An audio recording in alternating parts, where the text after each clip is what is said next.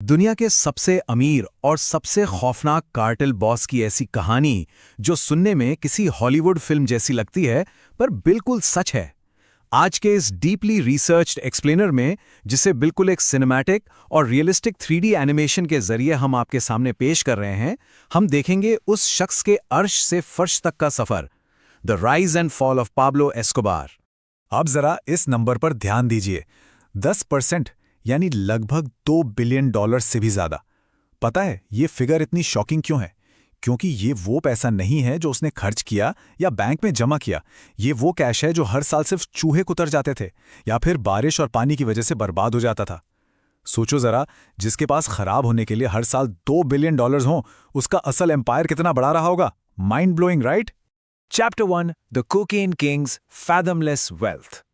एक आम से किसान पिता और स्कूल टीचर माँ का बेटा, जिसके पास अपनी कॉलेज की फीस भरने तक के पैसे नहीं थे, आखिर वो इतनी अब्सर्ड दौलत तक पहुंचा कैसे? छोटी मोटी चोरियों से शुरू करके उसे बहुत जल्दी समझ आ गया था कि एब्सोल्यूट पावर और बेशुमार दौलत का रास्ता आखिर कहां से होकर गुजरता है। अपने पीक पर ना, मेडेलिन कार्टेल ने अकेले यूनाइटेड स्टेट्स के पूरे कोकेन मार्केट का 80% हिस्सा कंट्रोल कर लिया था। बाकी पूरी दुनिया सिर्फ 20% में सिमट गई थी। ये कोई छोटा मोटा ऑपरेशन थोड़ी था। ये एक ऐसी इंटरनेशनल मोनोपोली थी जिसने एस्कोबार को सीधा दुनिया के सबसे अमीर लोगों की लिस्ट में ला खड़ा किया। लेकिन आप सोच रहे होंगे, इतना बड़ा ऑपरेशन आखिर चलता कैसे था? उनके स्मगलिंग के तरीके सुनकर आप हैरान रह जाएंगे। शुरुआत में हवाई जहाज के टायर्स के अंदर, हॉलो किए हुए आलू के ट्रक्स में और यहां तक कि ह्यूमन म्यूल्स और स्पेशल जैकेट्स का इस्तेमाल करके बॉर्डर्स क्रॉस किए जाते थे। ये सिस्टम इतना फ्लॉलेसली काम करता था कि इस कार्टेल की इनकम $420 मिलियन हर हफ्ते, जी हां, हर हफ्ते तक पहुंच गई थी। पैसा इतना था कि उन्हें बंडल्स बनाने के लिए हर महीने हजारों रुपए सिर्फ रबर बैंड्स खरीदने पर खर्च करने पड़ते थे। Unbelievable. Chapter 2, from messiah to straight criminal. जब इतना पैसा आ गया तो पावर की भूख भी बढ़ने लगी। एक बिलियनियर बनने के बाद वो सिर्फ अंडरवर्ल्ड तक सीमित नहीं रहना चाहता था। उसे अब लेजिटिमेट पॉलिटिकल पावर चाहिए थी, पब्लिक का ढेर सारा प्यार चाहिए था। तो बस उसने पॉलिटिक्स में उतरने का फैसला कर लिया। अब पब्लिक के सामने इस आदमी के दो बिल्कुल अलग चेहरे थे। एक तरफ था गरीबों का मसीहा, जिसने हाउसिंग प्रोजेक्ट्स, हॉस्पिटल्स और फुटबॉल फील्ड्स बनवाए। वहां के लोग सच में उसे अपना रॉबिन हुड मानते थे। पर दूसरी तरफ एक रूथलेस, वायलेंट नार्को टेररिस्ट, जिसके इशारे पर करीब 25,000 से ज्यादा लोग मारे गए। असल में उसने उन गरीबों का इस्तेमाल एक ढाल की तरह किया ताकि उसका क्रिमिनल एम्पायर बिना किसी रुकावट के और बड़ा होता रहे। उसकी इस एब्सोल्यूट पावर का सारा खेल इस एक छोटे से फ्रेज में छिपा था, प्लाटा ओ प्लोमो, यानी सिल्वर और लीड। सीधे शब्दों में कहें तो या तो चांदी लो यानी रिश्वत, या फिर लीड लो यानी गोली। उसने जजेस, पुलिस ऑफिसर्स और पॉलिटिशियंस को झुकाने के लिए इसी डर और पैसों का जबरदस्त इस्तेमाल किया। जो बिकने को तैयार नहीं होता था ना, उसका अंजाम बहुत ही खौफनाक होता था। Chapter 3, violent war against the government. जब पॉलिटिक्स में उसके इन काले कामों की असलियत सबके सामने आई और उसका पब्लिक इमेज बिल्कुल मिट्टी में मिल गया, तो उसे अपना सबसे बड़ा डर सताने लगा, यूएस एक्स्ट्राडिशन, यानी अमेरिका की जेल। एक एक्स्ट्राडिशन से बचने के लिए इस आदमी ने अपने ही देश की सरकार के खिलाफ खुली जंग छेड़ दी।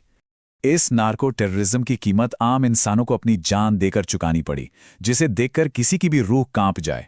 600 से ज्यादा पुलिस ऑफिसर्स को सिर्फ इसलिए मार दिया गया क्योंकि उनके सिरों पर एस्कोबार ने इनाम रख दिया था। 200 से ज्यादा जजेस और पॉलिटिशियंस का असैसिनेशन हुआ, और सबसे दिल दहला देने वाली घटना, एक कमर्शियल फ्लाइट एवियंका फ्लाइट 205 पर बॉम्ब ब्लास्ट। सिर्फ एक पॉलिटिशियन को मारने के चक्कर में 107 मासूम लोगों की जान चली गई। ये क्रूएलिटी की सारी हदें पार करने जैसा था। ये टेरर अचानक इतना बड़ा नहीं हुआ, ये स्टेप बाय स्टेप एस्केलेट हुआ। पहले पुलिस वालों पर बाउंटी, फिर सुप्रीम कोर्ट पर M19 गिरिलास से हमला करवाना, जहां उसने अपने खिलाफ सारे सबूत जलवा दिए, और फिर उस प्लेन को उड़ाना।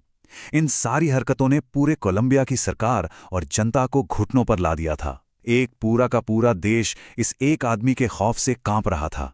Chapter 4, La cathedral, his own prison. Modern history की ये एक ऐसी घटना है जो सच में किसी बुरे मजाक जैसी लगती है। देश में हो रही बमबारी और मासूमों की जानें बचाने के लिए कोलंबिया की सरकार ने आखिरकार हार मान ली। उन्होंने एस्कोबार की शर्तें मान ली। सरेंडर इस बात पर हुआ कि वो जेल तो जाएगा, पर भाई साहब वो जेल उसकी खुद की बनाई हुई होगी।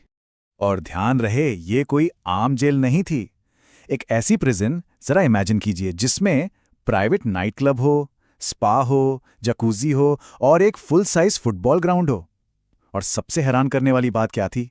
6 किलोमीटर के दायरे में किसी भी पुलिस वाले या गवर्नमेंट ऑफिशियल का आना सख्त मना था। ये किसी एंगल से पनिशमेंट लग रही है आपको? ये तो एक बिलियनियर का फुल्ली सिक्योर प्राइवेट रिजॉर्ट था, जहां से बैठकर वो आराम से अपना धंधा चला रहा था। लेकिन कहते हैं ना, इंसान का अहंकार ही उसका सबसे बड़ा दुश्मन होता है। ब्रेकिंग पॉइंट तब आया जब उसने पैसों के किसी चक्कर में आकर अपने उसी ला कैथेड्रल जेल के अंदर अपने ही 2 कार्टेल पार्टनर्स को बुलाया और उन्हें बेरहमी से मार दिया।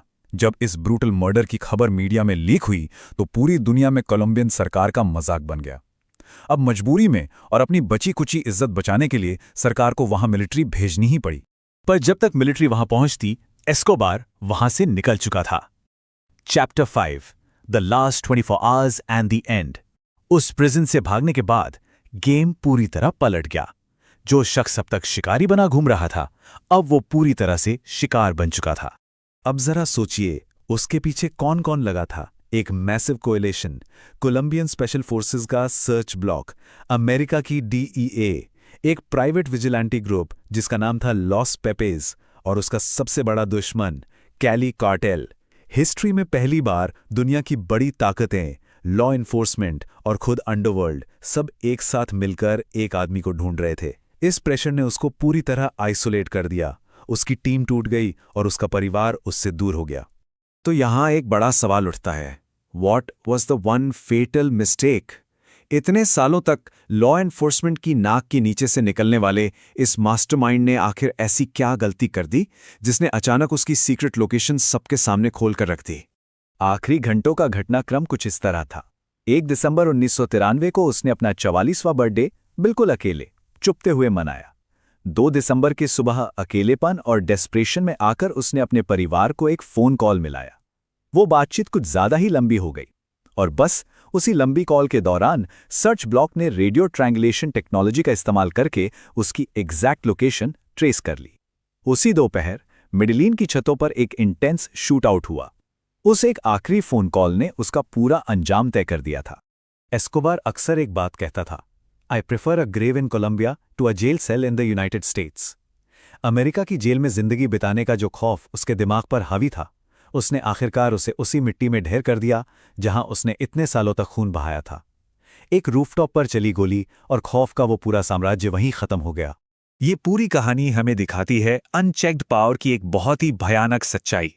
चाहे आपके पास कितनी भी बेशुमार दौलत क्यों ना हो, चाहे आप पूरे करप्ट सिस्टम को कंट्रोल क्यों ना कर लें, जब किसी एम्पायर की बुनियाद सिर्फ डर, रिश्वत और वायलेंस पर टिकी हो तो उसका कोलैप्स होना बिल्कुल तय है।